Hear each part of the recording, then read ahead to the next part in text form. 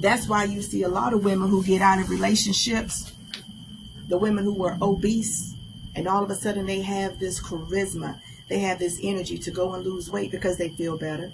They're no longer sick. That's why you have women who are single, or they are in a new relationship, a healthier relationship, and now their conversations are better. Their mind is better. They make sense whenever they talk.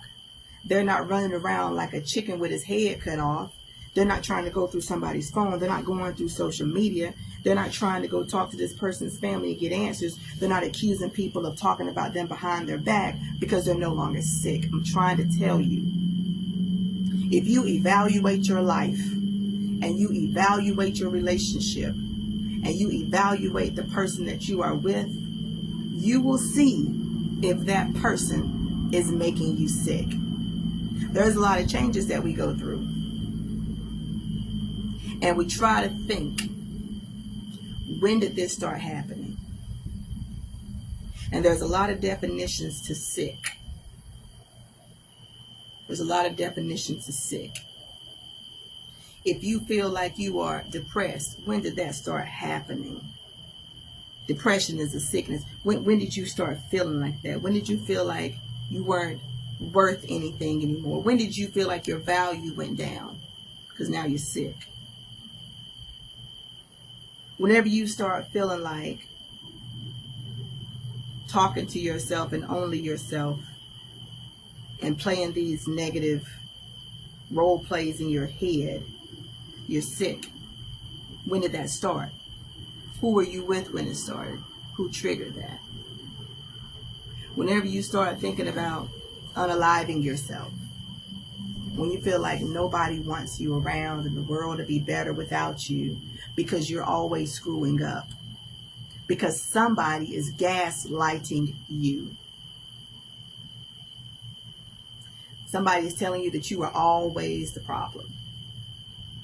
Someone is trying to convince you that you are the reason they act the way they act. That's a sickness. You're sick. The only type of sick that I want to see a woman be is sick and tired. Sick and tired of going through the mental abuse. Sick and tired of going through the emotional abuse. Sick and tired of going through the physical abuse. Sick and tired of going through the spiritual abuse. That's the only sick you need to be. And I suggest that you leave, especially if you're just a girlfriend. And even if you are a fiance, don't marry into unhealthy relationships. It's easy for me. I've cried before. I felt like a nobody. I've cursed myself. I've looked in the mirror and told myself who I wasn't. I've let somebody tell me my value. I've let somebody tear me down emotionally. I've spent 3 hours crying until I got to the point where I was still crying, but no tears were coming out because I was dried out. I've done that a couple times. But I'm not going to do it anymore. So some people might say, oh, single women have no say.